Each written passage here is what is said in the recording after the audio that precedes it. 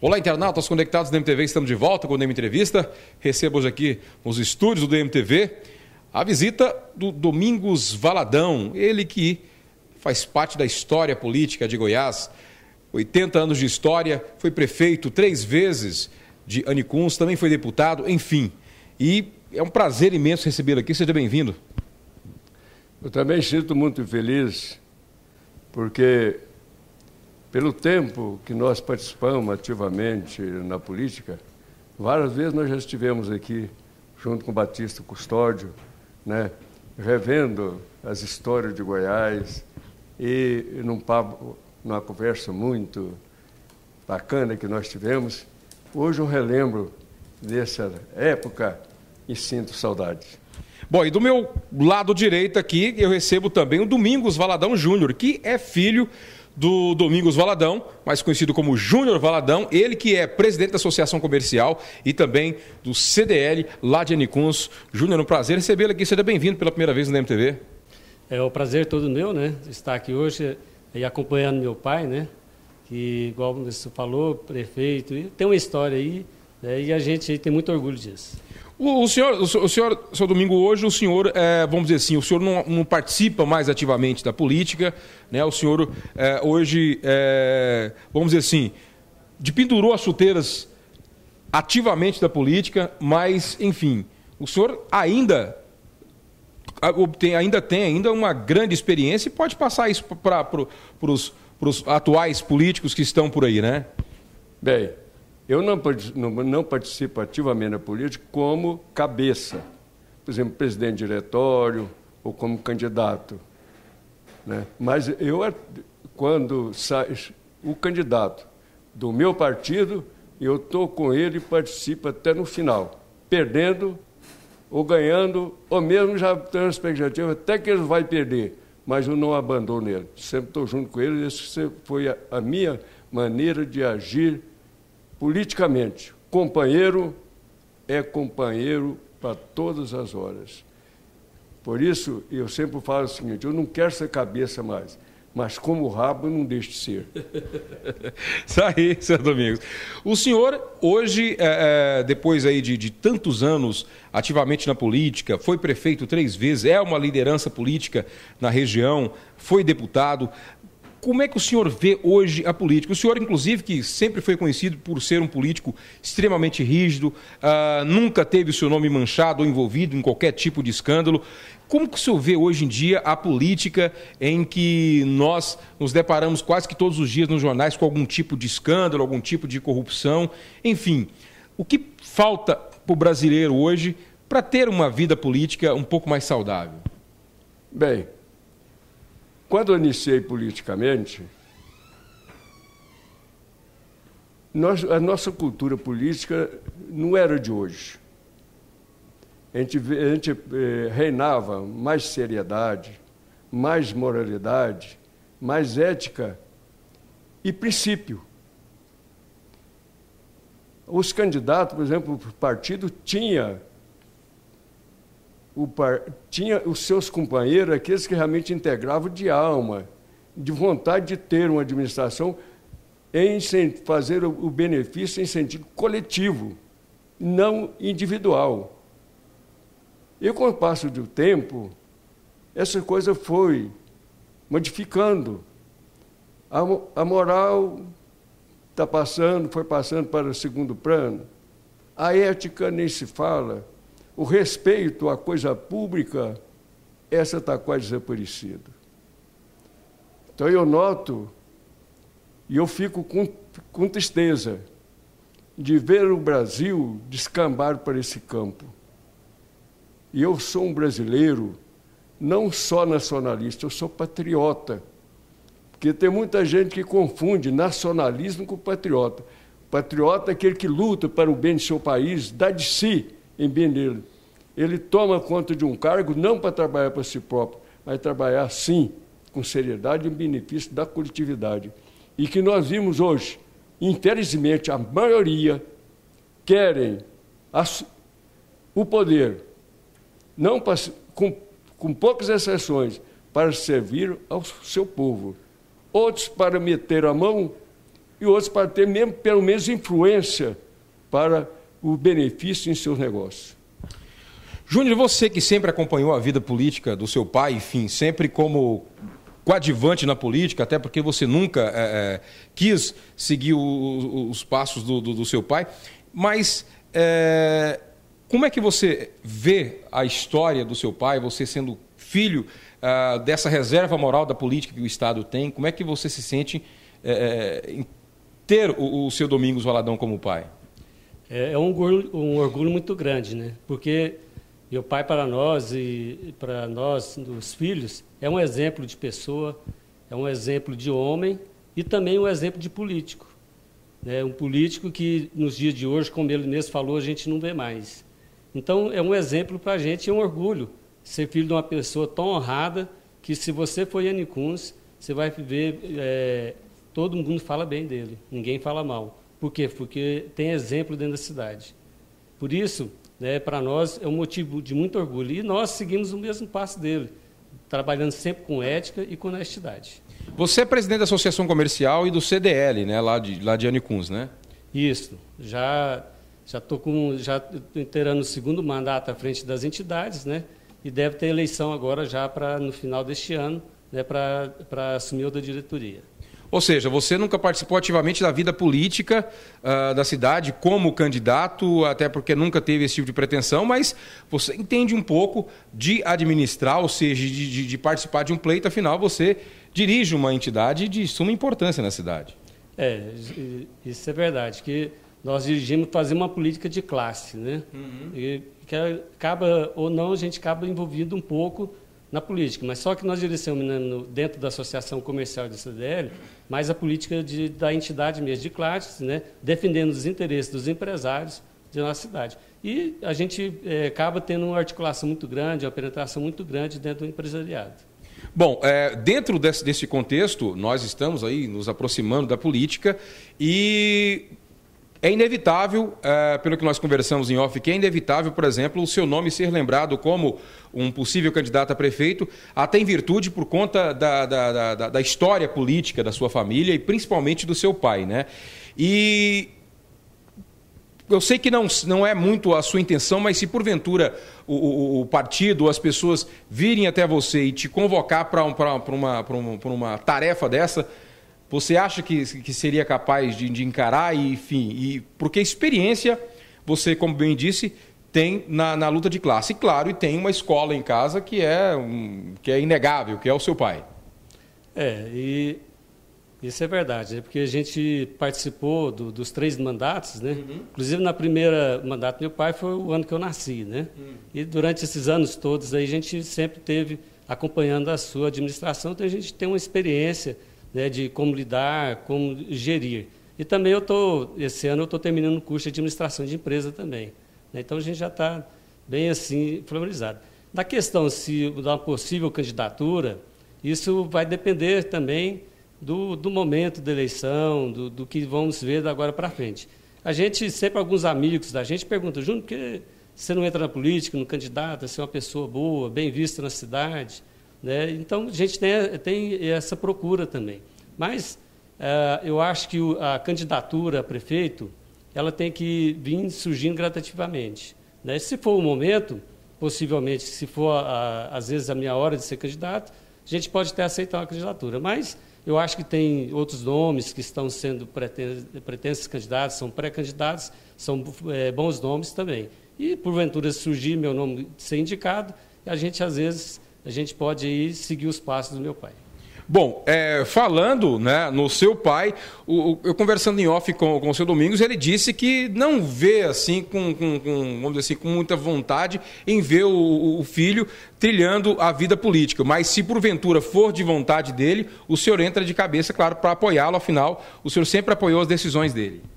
Eu sempre tenho falado para o Júnior, hoje as coisas modificaram demais. Porque naquele tempo que eu fui prefeito, já no meu 3º mandato já não era tanto.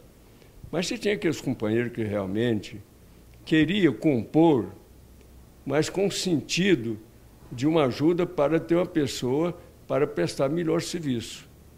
Hoje todo mundo quer votar pegando dinheiro dos candidatos.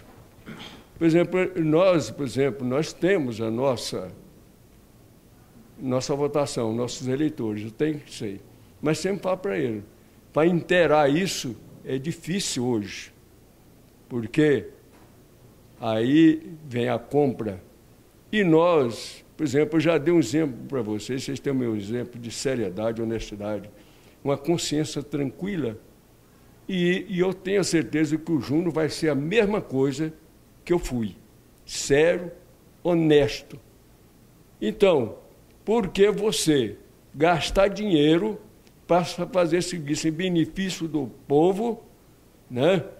Sendo que, sem essa forma, dificilmente você vai ler. Eu, por exemplo, enquanto lá em curso, quando eu faço discurso, tem reunião, eu faço o seguinte, eu desafio se tiver uma pessoa aqui para falar para mim que ganhou um objeto de mim ou qualquer quantia de dinheiro para votar para mim.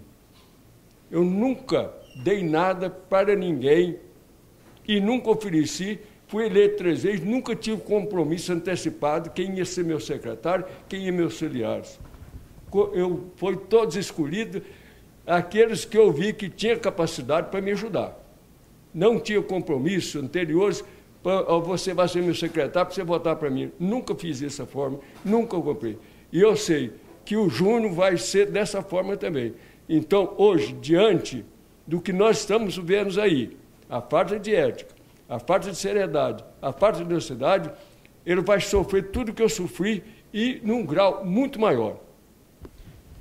Tá aí, Júnior, você está vendo a responsabilidade enfim, aonde você está entrando, né? Ou seja, mas assim, eu acho o seguinte, pelo que disse o seu pai, enfim, pela experiência, pela história de vida que ele tem, pela história não só de experiência administrativa, mas como também de ética na política, como ele bem disse, como ele é bem visto na sociedade, é considerado uma reserva moral na política no estado de Goiás. Você, ou seja, tem um conselheiro e tanto, se de repente, porventura, você venha a ser um prefeito na sua cidade. E pela experiência que ele tem, ele transmite para a gente, durante a minha vida, sempre me aconselhei com ele, nos negócios, na minha vida, e eu acho que essa experiência que ele tem não serve só para mim, como pessoa, como às vezes um possível candidato, mas serve para os outros candidatos do partido que estão lá, né, nessa empreitada também. Mas se porventura, se ele resolve sair do eixo, eu dou um corretivo nele, afinal o pai pode, né? Bem, esse perigo não tem, né? Eu sempre falo assim, se o povo quiser, se sair, aí eu mudo. Eu não quero que seja, mas se ele sair, eu mudo. Vou com ele até no final, para o que der e vier.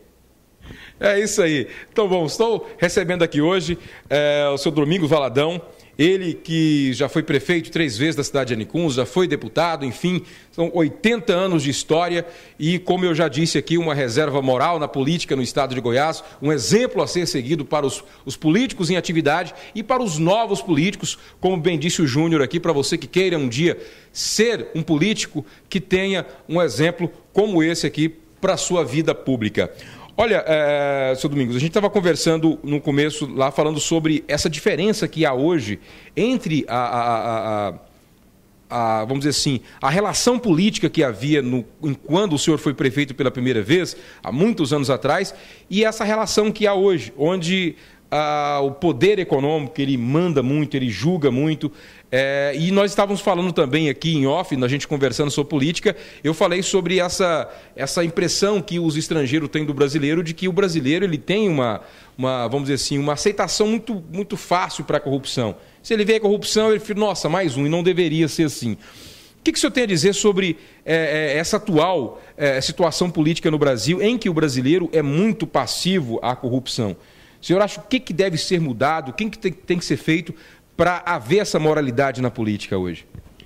Bem, as leis nós temos e são boas. O que falta realmente, o que existe é a falta de punir aqueles que prevaricam. A execução dessas leis, né? E os responsáveis para a aplicação é que está pouco.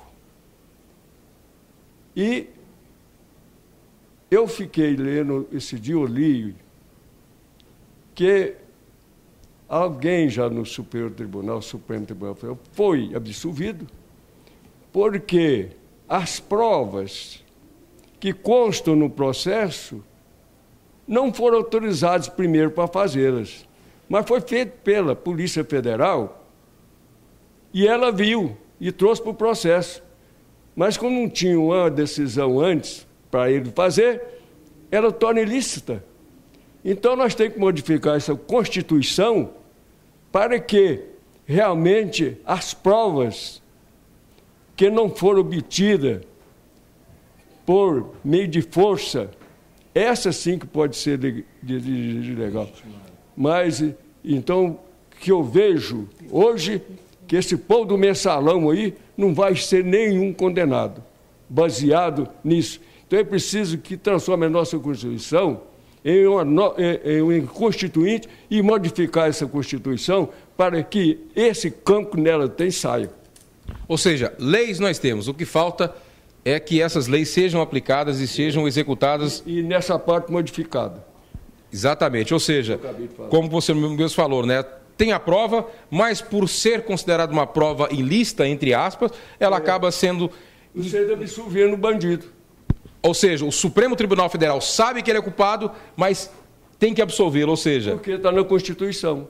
Que a Constituição permite. Realmente é muito complicado, ou seja, tem que se rever muita coisa. E o Júnior que, vamos dizer assim, você que está entrando, está pensando de repente em entrar na vida pública, como é que você vê isso que eu até questionei com o seu pai em relação a essa moralização que tem que haver na política hoje, o que deve ser feito para que a população seja um pouco mais consciente em relação aos seus direitos e também aos seus deveres, principalmente aos seus direitos, quando a coisa pública ela é saqueada, quando a coisa pública ela é tratada de forma totalmente ilegal e as pessoas acabam às vezes só achando isso como mais um caso e só mais um, e não deveria ser assim. Eu acho que essa questão, ela tem que começar com conscientização. E, primeiro, eu acho que ela tem que partir principalmente dos políticos, principalmente nas campanhas políticas, como meu pai mais salientou, porque hoje se gastam milhões nas campanhas políticas. E eu acho que a campanha política hoje, ela deve ser uma campanha feita com honestidade. A partir do momento que a pessoa se propõe a ser um candidato, eu acho que ela tem que ir para a rua, colocar suas ideias, ir atrás do povo, e comunicar seu projeto que ele tem para aquela cidade, o que ela quer fazer. Não ficar oferecendo benefício em troca do voto. Eu acho que essa seriedade ela tem que partir do político.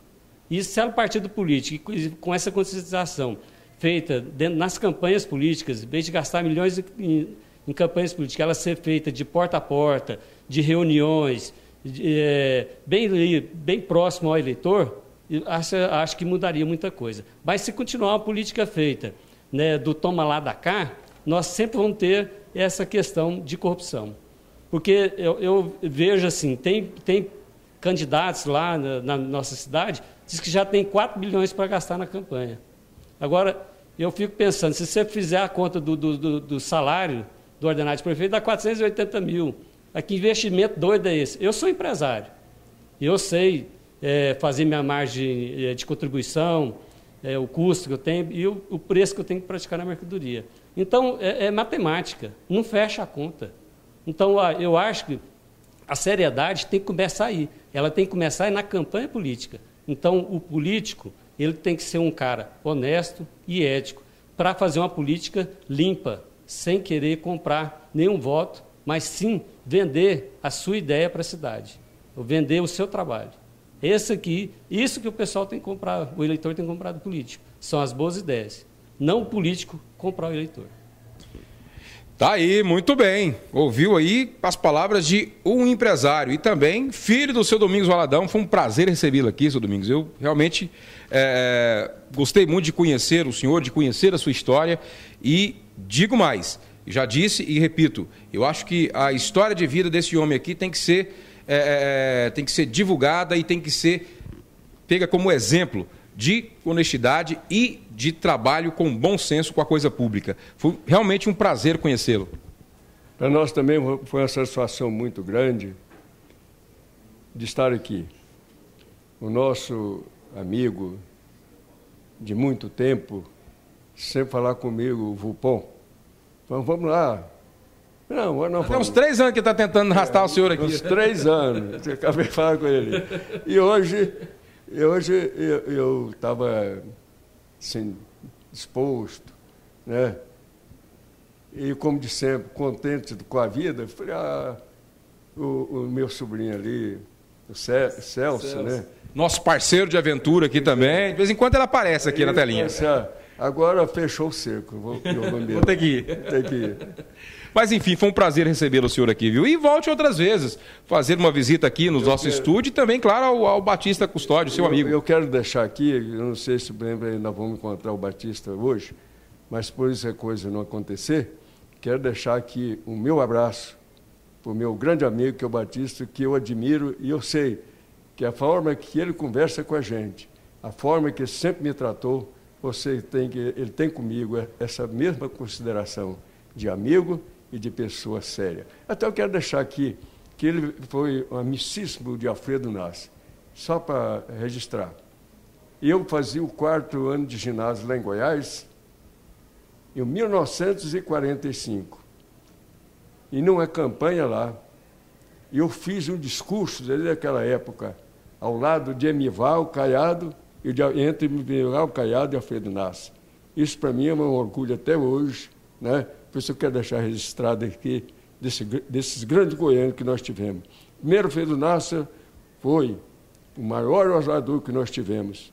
E Emival Caiado, o mais doloroso lutador naquela época pela transferência da capital federal. Fixou a data definitiva dela vir para Goiás. Estou falando, isso aqui é a história viva da política em Goiás e que bom que podemos ainda tê-lo para ouvir essas histórias. Ele que foi testemunha ocular e presente, participou de tudo isso. Júnior, olha só, queria demais agradecer a sua participação, a sua presença aqui, tá bom? E se porventura você venha a ser candidato e quem sabe até mesmo um dia a ser prefeito e trilhar os caminhos do seu pai, espero que você siga o exemplo dele e desejar muita sorte para você. Muito obrigado, né, pela oportunidade de estar aqui. E a gente tem, com isso, esse exemplo aí que não pode ser deixado de ser de seguir, né? Não só para mim, mas para mais gente aí da minha geração. DM Entrevista fica por aqui, você continue na nossa programação. Tchau, tchau. Até o próximo programa.